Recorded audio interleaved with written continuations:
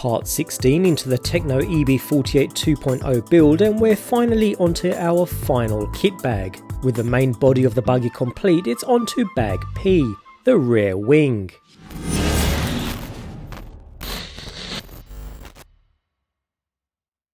The final kit bag contains a few items, including this brand new lightweight wing.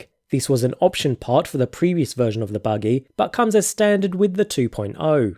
Also included in the bag are two body clips, which we can go ahead and place directly onto the main body posts for safekeeping. And finally we have 4 wheel nuts, which again we can place onto our wheel hexes for safe storage, ready for when we add wheels to the buggy.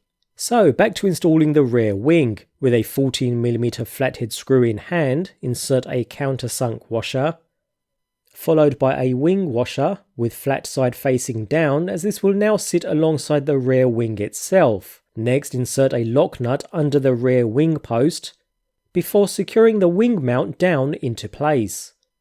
Repeat the same process on the opposite side, at least to a snug fit without over tightening.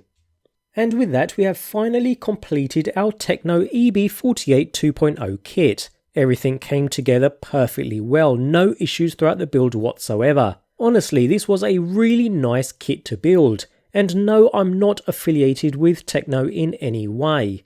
All that's left is for electronics to be mounted and set up, the body to be painted, and the wheels to be installed. But for now, that's our EB48 2.0 build complete.